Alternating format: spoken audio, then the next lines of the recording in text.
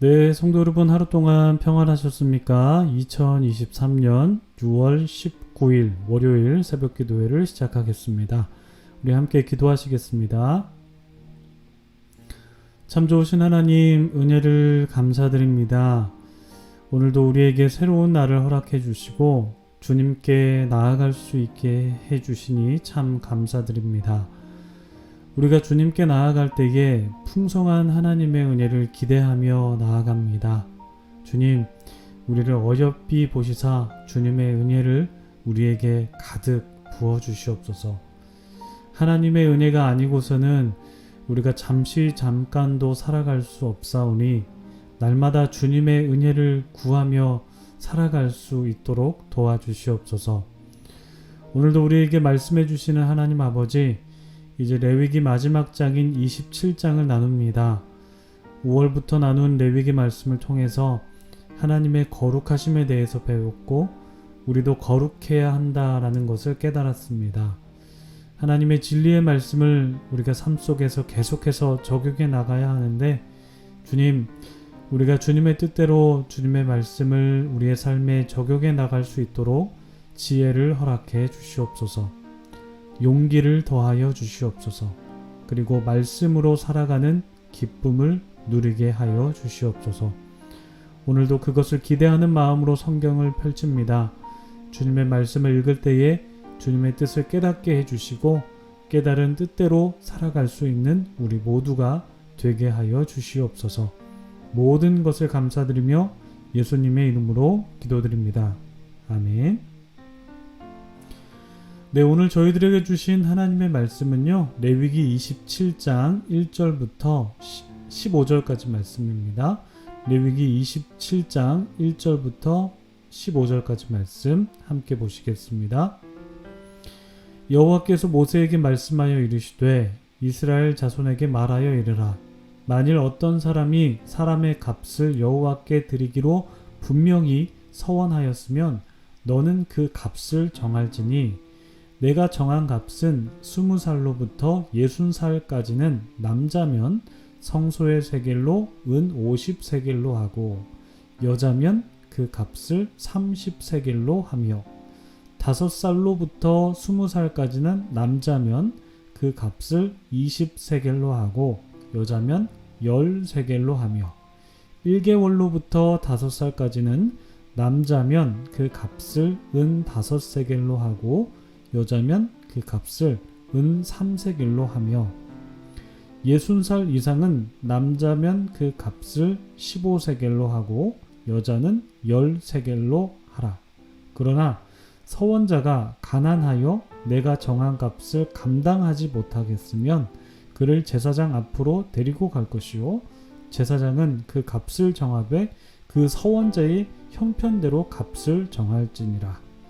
사람이 서원하는 예물로 여호와께 드리는 것이 가축이면 여호와께 드릴 때는 다 거룩하니 그것을 변경하여 우열간 바꾸지 못할 것이요 혹 가축으로 가축을 바꾸면 둘 다 거룩할 것이며 부정하여 여호와께 예물로 드리지 못할 가축이면 그 가축을 제사장 앞으로 끌어갈 것이요 제사장은 우열간의 값을 정할지니 그 값이 제사장의 정한 대로 될 것이며 만일 그가 그것을 물으려면 내가 정한 값에 그 5분의 1을 더할지니라.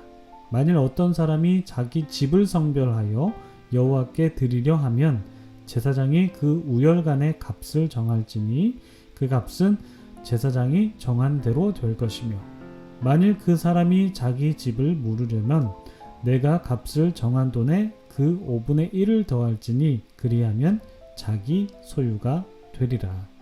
아멘.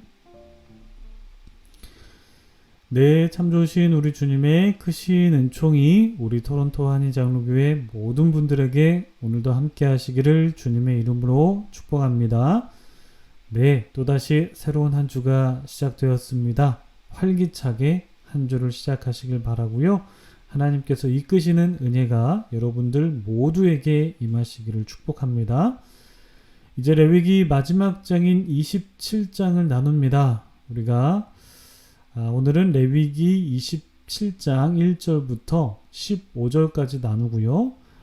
내일은 신한준 목사님과 함께 16절부터 마지막 34절까지를 나누게 되면 레위기의 모든 내용을 우리가 살펴본 것이 됩니다. 물론 주일 본문은 우리가 함께 나누지 못했고 여러분들께서 개별적으로 나누셨을 텐데 이 레위기의 기나긴 여정이 내일부로 끝나게 됩니다. 그동안 어려운 말씀 들으신다고 고생 많으셨고요. 마지막까지 힘내셔서 우리 하나님의 말씀 속으로 들어가 보도록 하겠습니다. 오늘은 서원에 관한 말씀입니다. 2절 말씀 함께 보실까요? 이스라엘 자손에게 말하여 이르라. 만일 어떤 사람이 사람의 값을 여호와께 드리기로 분명히 서원하였으면 너는 그 값을 정할지니. 어떤 사람이 사람의 값을 여호와께 드리기로 분명히 서원하였으면 모세는 그 값을 정해야 하는데요. 사람을 여호와께 드린다는 것의 의미가 무엇일까요, 여러분? 이 사람을 여호와께 드린다는 것의 기본적인 의미는 그 사람을 하나님의 성소에서 일할 사람으로 드린다라는 의미입니다. 이 고대 근동 국가에서는 사람이 그 신에게 서원을 한다고 하였을 때에 그 사람을 성전의 일꾼으로 삼은 것을 의미한다고 합니다. 그래서 이스라엘 백성들의 서원도 같은 의미에서 해석이 될 수 있는데, 그런데 여러분, 이스라엘은 주변 국가와는 달랐습니다. 왜냐하면 하나님의 성소에서 일할 수 있는 지파가 따로 구분되었기 때문입니다. 그 지파가 어떤 지파였을까요? 네, 그렇습니다. 바로 레위 지파이죠. 이스라엘 12지파 중에서 오직 레위 지파만 하나님의 성소에서 일할 수 있는 권리가 있었습니다. 그래서 레위 지파가 아닌 다른 지파에서 사람을 하나님께 드리기 위한 서원을 했다면 그는 그 사람의 성별과 나이에 따라서 값을 책정해서 그 값을 성소에 지불하는 방식으로 서원을 갚을 수가 있었습니다. 그 값이 바로 3절부터 7절까지 기록이 되어 있는데 이제 화면을 보시면 표를 통해서 쉽게 알아보실 수가 있습니다. 네, 표를 준비해 봤는데요. 서원 예물의 값은 나이에 따라서 성별에 따라서 정해집니다. 제가 성경에 나와 있는 순서대로 그냥 쭉 이렇게 기록을 해봤는데요. 먼저 20세부터 60세까지를 보시면 남자는 50세겔, 그러니까 여기서의 세겔은 이제 성소의 세겔로 은을 의미하는 것입니다. 남자는 50세겔, 여자는 30세겔을 내야 한다라고 말씀하셨고요. 그리고 두 번째인 5살부터 20세까지의 남자는 20세겔을 내야 되고 여자는 10세겔을 냅니다. 그리고 세 번째인 1개월부터 5세에 해당하는 남자는 5세겔을 내고요. 여자는 3세겔을 냅니다. 그리고 60세 이상은 남자는 15세겔을 내고 여자는 10세겔을 냅니다. 남녀 간의 서원값이 차이가 나죠. 이 차이가 발생하는 이유는 두 가지가 있는데요. 첫 번째는 남자와 여자 간의 노동력의 차이가 발생하기 때문입니다. 그리고 두 번째 이유는 당시 문화 속에서 남녀 간의 우월과 또 열등이 존재했기 때문입니다. 물론 지금은 그렇지는 않죠. 당시의 문화가 이제 그랬다라는 것입니다. 그래서 이 노동력의 차이 그리고 남녀 간의 이 우열의 차이가 있었기 때문에 바로 이렇게 남자와 여자 간의 서원 예물의 값이 차이가 났다, 이렇게 보시면 됩니다. 당시 서원의 값은 아까 말씀드렸다시피 성소의 세겔로 은을 지불하였는데, 이 학자들에 따르면 은 1세겔은 노동자의 한 달 월급이라고 합니다. 그래서 이 서원값을 지불하는 것은 정말 만만치 않은 일이었죠. 예를 들어 20세 이상 60세 이하의 남자가 50세겔을 내야 되는데, 이 50세겔이면 성인 남성이 50개월에 벌어들이는 수입, 그 50개월 임금에 해당하는 금액이었기 때문에 이 서원값을 지불하는 것은 엄청나게 경제적인 그런 부담이 있는 것이라고 우리가 볼 수 있습니다. 그래서 가난한 사람은 아예 서원하는 것을 엄두도 못할 정도라고 우리가 생각해 볼 수 있는데, 그러나 8절을 보시면 하나님께서 가난한 사람도 서원할 수 있다라고 그 길을 열어두신 것을 볼 수가 있습니다. 여러분 8절 말씀 보시면요. 그러나 서원자가 가난하여 내가 정한 값을 감당하지 못하겠으면 그를 제사장 앞으로 데리고 갈 것이요, 제사장은 그 값을 정하되 그 서원자의 형편대로 값을 정할지니라. 우리가 살펴보았듯이 레위기에 흐르는 그 약자 배려의 정신이 이 서원에서도 고스란히 흐르고 있다라는 것을 볼 수가 있습니다. 그리고 다음 구절인 9절 이하를 보시면 어떤 사람이 가축을 하나님께 드리겠다라고 서원을 하였을 때는 그 가축을 우열간 바꾸지 못한다라고 말씀하시는데, 예를 들어서 가축을 드리겠다라고 해놓고서 막상 그 가축을 드리려고 할 때 아까운 마음이 들 수 있잖아요. 인간적인 마음으로. 그렇게 아까운 마음이 들었는지 그 가축을 조금 못한 가축, 그러니까 열등한 가축으로 바꾸고 싶은 그런 마음이 들 수도 있는데, 그런 마음이 들더라도 원래 드리려고 했던 좋은 가축을 드려야지 열등한 가축으로 하나님께 드려서는 안 된다 라고 규정하고 있고, 만약 바꾸려고 했을 때는 원래 드리려고 했던 가축도 하나님 앞에서 거룩하고 바꾸려고 하는 그 가축도 하나님 앞에서 거룩하기 때문에 두 개를 다 드려야 된다, 이렇게 규정을 하고 있습니다.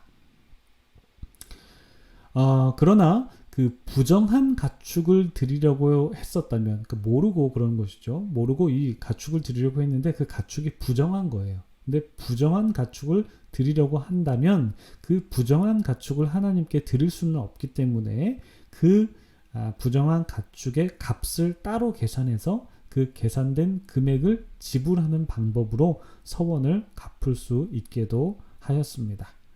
그리고 만약 가축을 드리려는 그 서원을 했다가도 이제 무르고 싶은 마음이 든다면, 무르려고 한다면 모세가 계산한 값의 5분의 1을 더해서 그 값을 지불해야 그 서원을 물을 수가 있다, 이렇게 말씀하시죠. 그리고 14절부터 15절에는 집을 성별해서 하나님께 드리는 내용인데, 이 집을 드리는 것도 제사장이 값을 정하고 그 정한 값을 지불하게 되고, 만약 이 서원도 물으려고 한다면 그 값의 5분의 1을 더해서 값을 지불할 수 있다라고 그런 규정을 마련해 주셨습니다. 이렇게 오늘 나눈 내용은 서원에 관한 내용인데요. 우리가 서원에 관한 내용을 이제 적용을 해야 되는데, 적용하기에 앞서서 우리가 서원 그 자체에 대해서 한번 좀 생각해 보면 좋을 것 같습니다. 여러분, 서원이 무엇입니까? 서원은 하나님과 약속하는 것인데, 기본적으로 이 서원이라고 하는 것은 자원하는 마음에서 하는 것이지 절대 강요는 아닙니다. 하나님께서는 서원을 하라고 강요하는 경우가 없었습니다. 하나님께서 그렇게 말씀하신 경우가 없었습니다.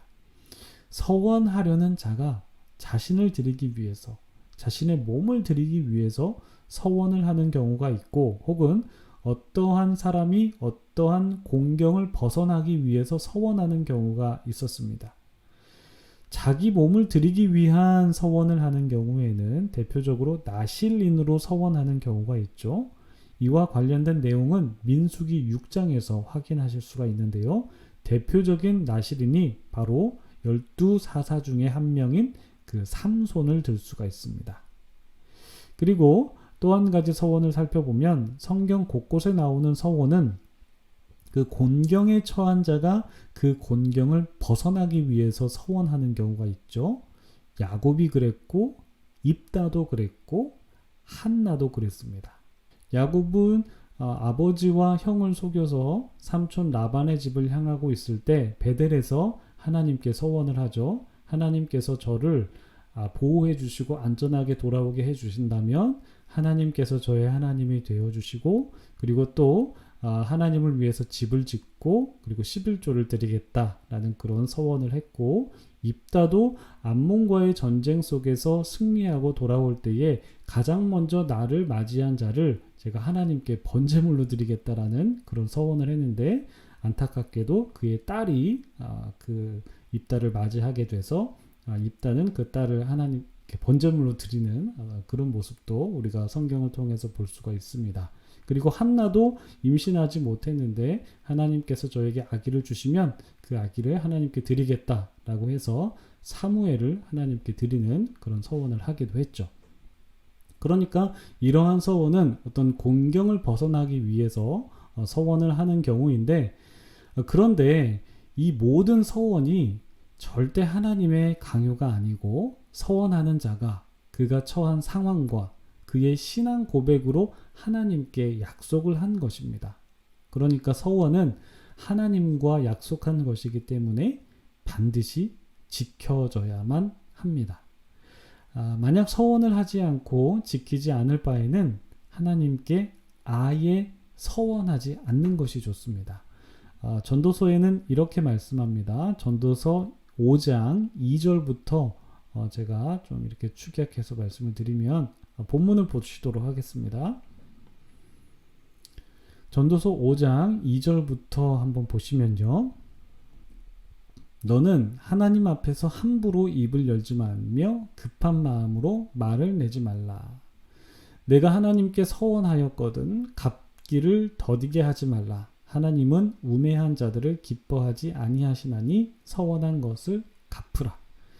서원하고 갚지 아니하는 것보다 서원하지 아니하는 것이 더 나으니 내 입으로 내 육체가 범죄하게 하지 말라. 사자 앞에서 내가 서원한 것이 실수라고 말하지 말라. 어찌 하나님께서 내 목소리로 말미암아 진노하사 내 손으로 한 것을 멸하시게 하랴. 꿈이 많으면 헛된 일들이 많아지고 말이 많아도 그러하니 오직 너는 하나님을 경외할지니라 말씀합니다. 이렇게 서원을 지키지 못할 바에는 아예 서원하지 않는 것이 낫다라고 성경은 교훈합니다. 즉 하나님 앞에서 함부로 약속하지 말고 약속을 했다면 반드시 이행해야 한다라는 것이 바로 성경의 가르침입니다.